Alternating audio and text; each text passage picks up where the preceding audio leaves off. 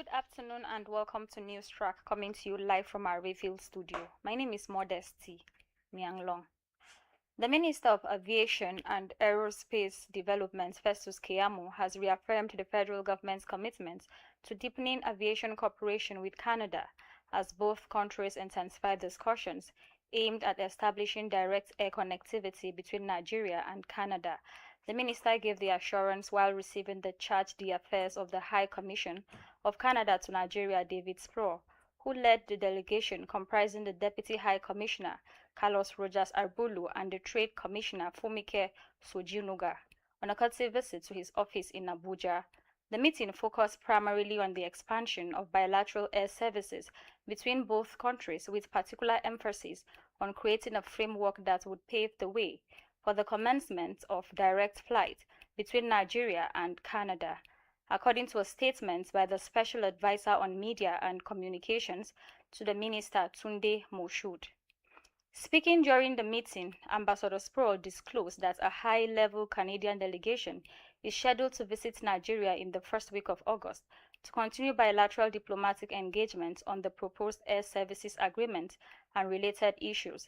The Canadian envoy also raised the issue of incorporating standard operating procedures, SOPs, into the broader framework of cooperation between both countries to facilitate the streamlined process and removal of Nigerian nationals who are not legally entitled to remain in Canada. According to him, the proposed SOP would strengthen collaboration between both governments on immigration-related matters and remove what Canada considers one of the remaining impediments to securing the necessary approvals for direct flight operations between the two countries. Ambassador Sproul further expressed concerns that the introduction of direct flights could naturally lead to increased passenger traffic, thereby placing additional pressure on existing immigration enforcement and repatriation if adequate procedures are not established beforehand. Plateau State Governor Caleb Mutfwang says Air Plateau is soon to commence operation in line with government's drive to reposition the transport sector for effective and expanded service delivery.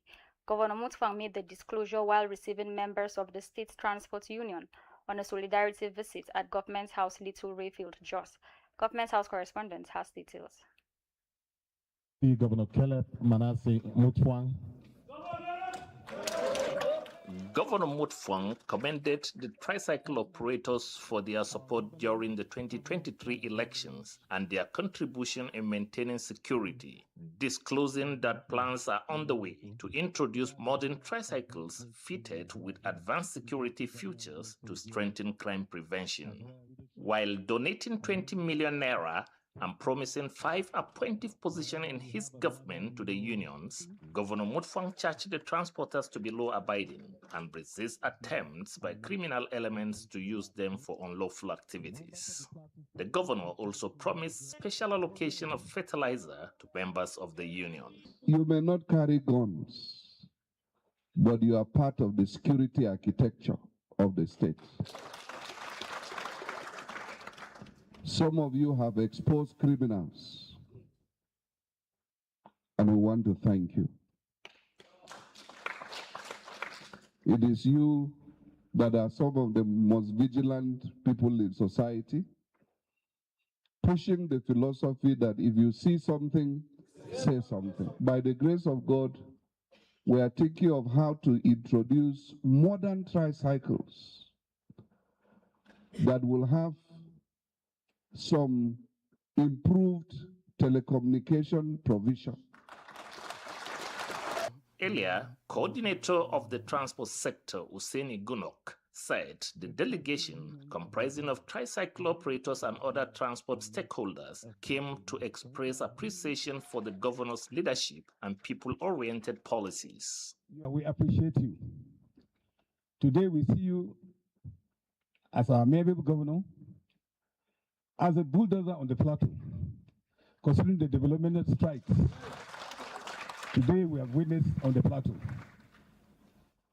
Little wonder a Keke Napep rider said because of the development he sees in the various sectors, like roads, hospitals, all the sectors particularly. Speaking on behalf of the unions, Marcus Yakubu and Alhaji Tanko declared the transport workers' endorsement of Governor Mutfwang ahead of the 2027 elections. They described transport as a major revenue spinner to the state, appealing for the introduction of electric tricycles, greater inclusion of members in government appointments, and an extension of operating hours. The endorsement by the transport union is another addition to the waves of endorsement on the governor by other associations. This is Timothy Tiem. Plateau State Governor Caleb Mutfwang has restated his administration's commitments to equitable development across the state, with focus on improving electricity and water supply in the southern zone. The governor gave the assurance while receiving a high-powered delegation of the Gamai Unity and Development Organization (GUDO), made up of traditional rulers, political leaders, and serving and retired technocrats. Our Government House correspondent has details. The Gmai delegation on the visit comprised of the Gudo leadership, traditional rulers, political leaders, serving and retired technocrats, among others. Speaking on behalf of the delegation, the national president of Gudo, pharmacist Albert Alkali, said the Gmai nation, with an estimated population of about 1.5 million people, fully aligns with government's mantra of the time is now, and commended the current administration for completing abandoned projects as well as driving development across the state. Pharmacist Alkali used the platform to appeal for more investment in road infrastructure to ease the transportation of agricultural produce in agrarian communities, while calling for the creation of an additional State House of Assembly constituency in Shandam, and cited the marginalization of Gmai sons and daughters in the political equation of Kwampan local government. Note with great delight the sterling performance of Your Excellency since assumption of office. And we are, as a people, going to align with your team, the time and now philosophy, which your administration has put in place to bring good governance and needed evidence of democracy to the people. Responding, Governor Caleb Mutfwang appreciated the delegation's visit and acknowledged the contribution of Gmai people to the development of Plateau State. He assured Gmai leaders that the concern raised has been noted, stressing that his administration remains committed to fairness and inclusive governance, and revealed plans to pursue the creation of additional State House of Assembly constituencies across the state. I believe, without anybody saying it, with all sense of humility, that I'm a detribalized Plateau man, and I don't believe that any part of Plateau should be neglected. Chairman of Shandam Local Government Council, Nicholas Keminshi, concluded the interface by reaffirming the overwhelming support of the Gmai nation to Governor Mutfwang and his administration. This is Timothy Tiem.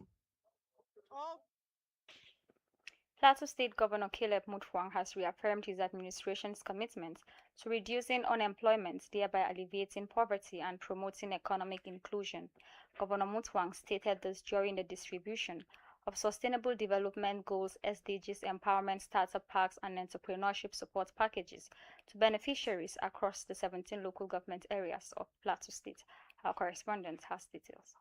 The program theme, Building Skills, Empowering Artisans and Creating Impact, is deliberately designed by the government to equip beneficiaries with practical knowledge in financial literacy, entrepreneurship, business management, digital finance, and enterprise development and wealth creation, among others. Governor Caleb Mutfwang noted that human capital development remains a key priority of his administration, adding that the starter pack is creating jobs, reducing poverty, and boosting grassroots economic activities. Represented by the State Deputy Governor Josephine Pio, the governor encouraged beneficiaries to build viable enterprise capable of creating employment, supporting families, and contributing to the state.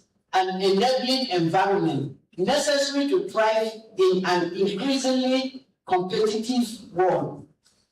To the women of Plateau State, who continue to serve as the backbone of families, communities, and local economies, This program is also a recognition of your invaluable contributions to our development. State Coordinator Sustainable Development Goal SDGs, Nanbam Lord, noted that the aim is to build resilient businesses, improve productivity, job creation, and contribute to economic transformation in Plateau State. The official handing over of empowerment equipment and funds. This critical step directly supports the Plateau State government's commitment to inclusive economic growth, job creation, and poverty reduction. By providing both financial tools and physical equipment, we are actively advancing number 1, SDG 1, no poverty. The Bongom Jos Da Jacob Gyang Buba, represented by the Gomrei Wang Da Gyang Balak, appreciated the government for creating platforms that will empower the youth and reduce poverty in the society. Commissioner of Information and Communication Joyce Ramnap, representatives of the Plateau State Microfinance Development Agency Plasmida and the Plateau State House of Assembly Committee on Budget and Appropriation said they are committed to supporting government efforts aimed at expanding access to entrepreneurship opportunities and improving financial inclusion. The high point of the event was the presentation of SDGs empowerment starter packs and cash support to selected beneficiaries by Governor Caleb Mutfwang and other dignitaries. In Jos, Dashik Simon. Plateau State House of Assembly has withdrawn the bill seeking to establish allowances as pension for former legislative members, principal officers, and presiding officers. Majority Leader of the House, Joseph Gokum, who spoke on behalf of the relevant committees, made this known while briefing House of Assembly correspondents. Reports. Briefing newsmen, Chairman of the Joint Committee on Rules and Businesses, Finance and House Services, and Committee on Services and Welfare, as well as Finance, Joseph Gokum said the decision followed extensive consultations and public feedback from civil society organizations, labor unions, and concerned citizens. I, as Chairman of the Joint Committee on Rules and Business, Finance and House Services, wish to formally announce the withdrawal of the bill for a law to establish allowances as pension for former members, principal officers, presiding officers of the Plateau State House of Assembly. The 10th Assembly remains committed to the principles of transparency, accountability, and people-oriented legislation. The lawmakers stressed that as representatives of the people, legislators have the responsibility to ensure that every law enacted promotes equity and fairness. We have resolved to withdraw the bill. The Plateau State House of Assembly, under the leadership of Right Honorable Nanlong Daniel, remain committed to making laws that will promote good governance, unity, and development of our dear states. He noted that the withdrawal of the bill is a demonstration of maturity, humility, and respect for public opinion, adding that the 10th Assembly appreciates the constructive engagement of civil society organizations and labor unions. It's been Simi Cholo. The Plateau State Internal Security Outfit Operation Rainbow says it is shifting from reactive to proactive strategies and community-driven approach to tackle communal clashes and insecurity across the state. Coordinator Operation Rainbow, Brigadier General Nash Yakubu, disclosed this at a meeting held in Riyom local government area with key players in the security architecture. Our correspondent has details. Riyom is one of the closely watched local government areas in Plateau due to its history of farmer-herder clashes, communal attacks, and road kidnappings, among other security challenges. Addressing the gathering comprised of youths, traditional rulers, and other stakeholders, the coordinator Operation Rainbow, Brigadier General Nash Yakubu, said the meeting is to chart a new path for security in the area and across the state. He disclosed that Operation Rainbow's security blueprint will focus on early warning, community trust, rapid response, as well as strengthening collaboration against crime to ensure lasting peace in the state. Please form night vigil unit. How do I mean? Vigilante units in the night. But not to take the laws into your hands. No. Watch. Then you communicate with telephones, telling each other what you're observing. Then you put your groups on sentry duties. At least somebody will be awake to alert people that there is a threat coming. And then we would have also been informed. I'm going to leave a phone number through which you will quickly call. It's marked 24 hours. Chairman of Riom Local Government Area, Satishua, pledged to support efforts of security agencies, but raised concerns over recurring attacks on farms and rural roads. We have had a wonderful engagement. Today, Riom is blessed. It is not relative peace, but we need lasting peace. But it must start from somewhere. Traditional and youth leaders who also spoke called for their inclusion in security planning, skills training, and intelligence sharing. Brigadier General Nashi Akubu later addressed some recently recruited personnel of Operation Rainbow posted to Riom Local Government Area. I am Kermun Bukas. 1, 2, 3, 4. The synergy between the Nigerian Union of Journalists and Radio, Television, Theatre and Arts Workers Union needs to be strengthened for the growth and advancement of members. Chairman, Radio, Television and Arts Workers Union, Plateau State Council, Nansel Gambo, stated this during a courtesy visit to executives of the Nigerian Union of Journalists, Plateau State Council, at the NUJ Secretariat in Jos. The report. For NUJ and Ratau. No, 3, 1, 2.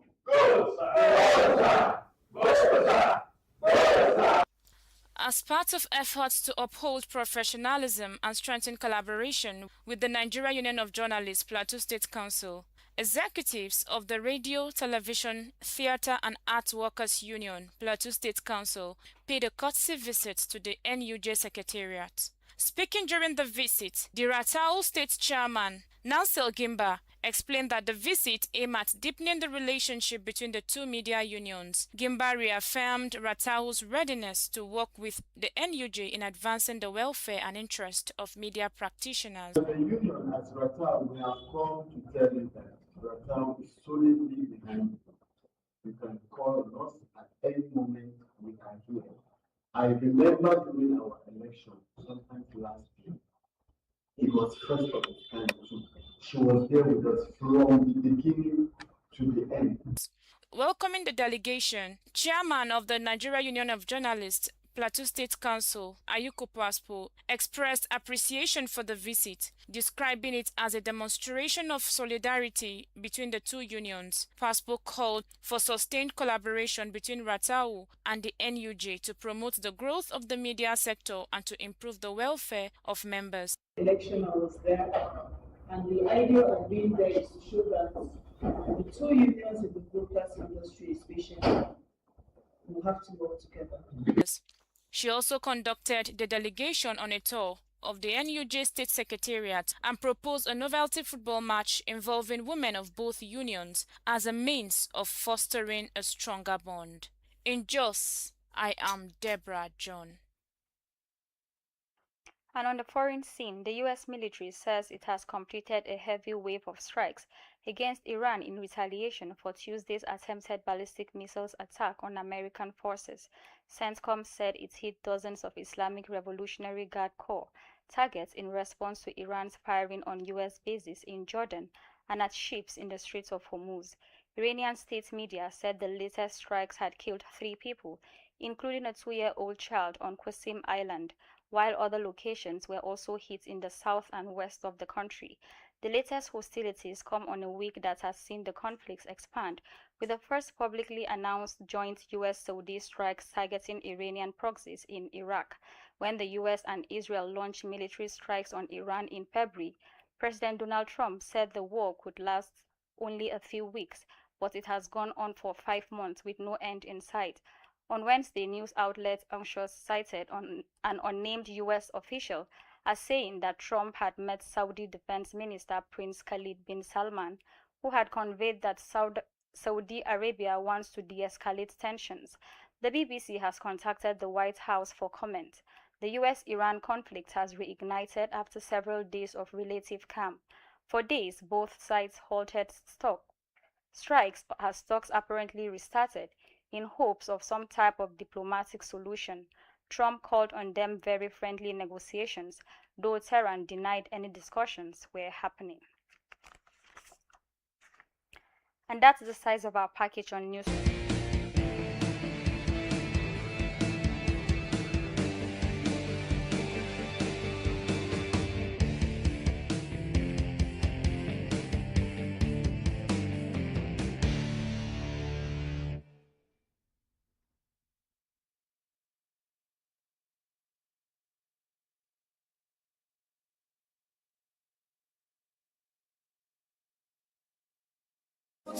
Yearning to be exploited. Full of love and friendship, a people with strength and character, a people full of devotion, a people determined to succeed.